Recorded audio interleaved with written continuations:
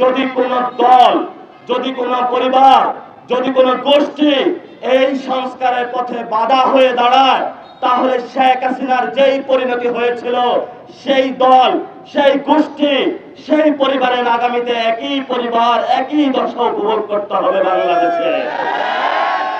এর মধ্যে কয়েকজন মন্ত্রী বক্তব্য দিলে ওই সময় যদি নির্বাচনে মানুষদেরকে এই কথা না বলতাম, তাহলে তো মানুষ আমাদেরকে ভোট দিত না। তা আপনি নির্বাচনের পূর্বে এক কথা বলবেন, নির্বাচন পরবর্তী আরেক কথা বলবেন। একে আমরা বলি বাংলাদেশের মানুষের সাথে স্পষ্ট প্রতারণা।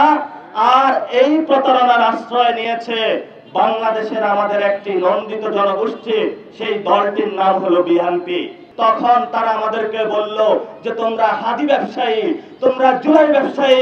আরে ভাই, আমরা হাদি ব্যবসায়ী, আমরা জুলাই ব্যবসায়ী, আমরা চাঁদাবাজি ব্যবসায়ী না, আমরা গুন্ডাতন্ত্র কায়েম করি না, আমরা সন্ত্রাস কায়েম করি না, আমরা ন্যায়ের পক্ষে আছি। শহীদ জিয়াউর রহমান বাংলাদেশের স্বাধীনতা যুদ্ধে বীরত্বের সাথে লড়াই করেছিলেন, ভারতের সাথে কোনো আপোষ করেন নাই। যদিও এখন বিএনপির নেতা কর্মীরা ভারতের সাথে আপোষ করছে শহীদ জিয়ার পথ থেকে সরে গিয়ে, এটা নিয়ে আবার শহীদ জিয়ার যারা অনুসারী তাদের মনে অনেক দুঃখ। বগুড়ার লোক হওয়ার কারণে যদি কোনো চাকরির পরীক্ষায় যেত, কোনো ভাইভাতে যেত, বলতো তুমি বগুড়ার লোক, তোমাকে নেওয়া যাবে না। এইসব বিষয় আপনাদের ঘটে নাই? আল্লাহর কি লীলা খেলা যে আজকে বগুড়াবাসীর সবাই আপনারা ঠিকই রাজপথে আছেন, ব্যবসা বাণিজ্য করছেন। যারা গত 17 বছর আপনাদের উপরে নির্যাতন করেছিল তারা এখন বাংলাদেশে নাই, তারা এখন দিল্লির দাদা বাবুদের কাছে পালিয়েছে। এটাই ইতিহাসের শিক্ষা নিতে হবে। যারা গোপালগঞ্জের সাধারণ মানুষ, আমরা তাদের সাথে সঠিক বিচার করব। শুধু গোপালগঞ্জ নাম হওয়ার কারণে আমরা তাদের সাথে কোনো অন্যায় অবিচার করব না। আমরা গোপালগঞ্জে গিয়েছি, গোপালগঞ্জের অধিকাংশ মানুষ শেখ ফ্যামিলিকে পছন্দ করে না। শেখ হাসিনা যদি তার প্রতিবেশী টুঙ্গিপাড়া যে মাজার রয়েছে শেখ মুজিবের, এই মাজারের পাশের ঘরেও গিয়ে জিজ্ঞাসা করে তুমি কি আওয়ামী লীগকে পছন্দ করো, ওই প্রতিবেশী উত্তর দিবে বাংলার খুনি সন্ত্রাস পুরো বাংলাদেশ পছন্দ করে না, তোমাদেরকে আমাদেরও পছন্দ করার কোনো প্রশ্নই আসে না। এটা আমরা গোপালগঞ্জের পরতে পরতে উত্তরগুলো পেয়েছি। বাংলাদেশের দ্বিতীয় স্বাধীনতা, বাংলাদেশের 24-এর আজাদীর লড়াই সেই উত্তরবঙ্গে থেকে শুরু হয়েছিল। যেই মানুষগুলোকে বলা হয়েছিল এতদিন মঙ্গা পীড়িত এলাকার লোকজন, যেই মানুষগুলোকে দমিয়ে রাখা হয়েছিল, সেই মানুষগুলা শেখ হাসিনার গুলির সামনে বুক পাতিয়ে বলেছিল বুক পেতেছি গুলি কর, বাংলাদেশ আমি স্বাধীন করব, জীবন দিব, হাসিনার দুঃশাসী পতন করব। গত 17 বছর এই সংস্কার না হওয়ার কারণে যাদের নেতা নেত্রীরা জেলে পড়েছে, বালুর ট্রাক সরাইতে পারে নাই, আরাফাত রহমান কুকুকে হত্যা করা হয়েছে, খালেদা জিয়াকে হত্যা করা হয়েছে, অসংখ্য বিএনপির নেতাকর্মী, জামাতের নেতাকর্মীকে হত্যা করা হয়েছে। এর মধ্যে কয়েকজন মন্ত্রী বক্তব্য দিলে ওই সময় যদি নির্বাচনে মানুষদেরকে এই কথা না বলতাম, তাহলে তো মানুষ আমাদেরকে ভোট দিত না। তা আপনি নির্বাচনের পূর্বে এক কথা বলবেন, নির্বাচন পরবর্তী আরেক কথা বলবেন। একে আমরা বলি বাংলাদেশের মানুষের সাথে স্পষ্ট প্রতারণা। আর এই প্রতারণার আশ্রয় নিয়েছে বাংলাদেশের আমাদের একটি নন্দিত জনগোষ্ঠী, সেই দলটির নাম হলো বিএনপি। সে রায়ের পরে আপনি কেন এখন উল্টে গেলেন যে বাংলাদেশে কোনো সংস্কার হবে না? আমাদের যে জনতার পার্লামেন্ট, এই পার্লামেন্টে একটি ঐতিহাসিক গৃহীত কর্মকাণ্ড হলো, যেখানে আমরা সংস্কার, একটি রিফর্ম অ্যাসেম্বলি হওয়ার কথা, সেই পার্লামেন্টে একটি সংশোধিত কমিটি হলো, যেই কমিটির মাধ্যমে তারা সংবিধান সংস্কার করার কথা ছিল, সেখান থেকে সরে গিয়ে তারা সংবিধান সংশোধনে চলে গিয়েছে। এবং সেখানে তারা একটা কমিটি গঠন করলো। আমরা যারা 11 দলীয় জোট, আমরা সেই কমিটিকে প্রত্যাখ্যান করলাম, পার্লামেন্ট থেকে ওয়াক আউট করে চলে আসলাম।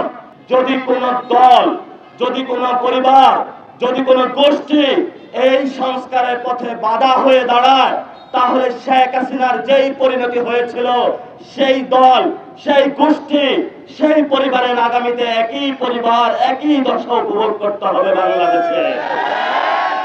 আমরা স্পষ্ট করে দিচ্ছি আপনাদেরকে, আমরা 5th অগাস্টের পরে, গণঅভ্যুত্থানের পরে দেখলাম ওবায়দুল কাদের বলেছিল যে আওয়ামী লীগের 5 লক্ষ নেতা কর্মী মারা যাবে। আমরা নিজেদের হাতে আইন তুলে নেই নাই, আমাদের সক্ষমতা ছিল, কিন্তু আমরা বলেছি আমরা বিচার বিভাগের কাছে যাব। শেখ হাসিনা যেভাবে আল্লামা সাঈদীকে ফাঁসিতে ঝুলিয়েছিল, শেখ হাসিনা যেভাবে অসংখ্য লোককে বিনা বিচারে ফাঁসি দিয়েছিল, আমরা সেভাবে যাব না। বিচারালয়ে যাব, বিচার যদি বলে তুমি অপরাধী, তাহলে আমরা তোমাদেরকে ফাঁসিতে ঝুলাবো। সেই বিচারালয়ে আমরা গিয়েছি, আমরা সঠিক বিচার পেয়েছি। শেখ হাসিনার ফাঁসি হয়েছে বাংলাদেশে। এই হলো আমাদের নতুন বাংলাদেশ। গত 17 বছর একজন ব্যবসায়ী ভাই অনেক কষ্ট করে ব্যবসা করেছে। শেখ হাসিনার গুন্ডা বাহিনী, যুবলীগ, ছাত্রলীগ তাকে ব্যবসা করতে দেয় নাই। সেও আন্দোলনে অংশগ্রহণ করেছিল যে নতুন বাংলাদেশে আমার চাঁদা দিতে হবে না, নতুন বাংলাদেশে কোনো সন্ত্রাস হবে না। আমরা আপনাদের সন্তান হিসেবে দাঁড়িয়েছি। তখন তারা আমাদেরকে বলল যে তোমরা হাদি ব্যবসায়ী, তোমরা জুলাই ব্যবসায়ী। আরে ভাই, আমরা হাদি ব্যবসায়ী, আমরা জুলাই ব্যবসায়ী, আমরা চাঁদাবাজি ব্যবসায়ী না, আমরা গুন্ডাতন্ত্র কায়েম করি না, আমরা সন্ত্রাস কায়েম করি না, আমরা ন্যায়ের পক্ষে আছি। আপনি কার সন্তান হয়েছেন সেটা আমরা দেখব না, আমরা দেখব বাংলাদেশের স্বাধীনতার পক্ষে, বাংলাদেশের আজাদীর পক্ষে কে আছে। তিনি যদি একজন কৃষক হন, আমি তার পক্ষে দাঁড়াবো। তিনি যদি একজন ব্যবসায়ী হন, আমি তার পক্ষে দাঁড়াবো। তিনি যদি একজন নারী হন, আমি তার পক্ষে দাঁড়াবো। আমি একজন সাধারণ মানুষকে দেখব। আপনি কোন পরিবারের সেটা আমাদের কাছে পরিতাপ্য বিষয় না। আপনারা দেখেছেন, আপনাদের গরম লাগছে, আমি বক্তব্য শেষ করব। আপনাদের বাচ্চা সন্তানগুলা গতকালকে, এর আগের দিন তারা বলেছিল যে হাঁটু পরিমাণ পানি, কোথাও গলা পরিমাণ পানি। তারা বলছে আজকের পরীক্ষাটা স্থগিত রাখার জন্য। আপনাদের সন্তানদেরকে মন্ত্রী এসে বলল ব্রয়লারের মুরগি, মানে ফার্মের মুরগি। এক সময় শেখ হাসিনার মন্ত্রীরা বলতো হলো রাজাকার রাজাকার। শেখ হাসিনা যখন বলেছিল ওরা রাজাকার, তখন ছাত্র সমাজ রাজপথে নেমে এসেছিল, তাদেরকে বাংলাদেশ থেকে বিদায় করে দিয়েছিল।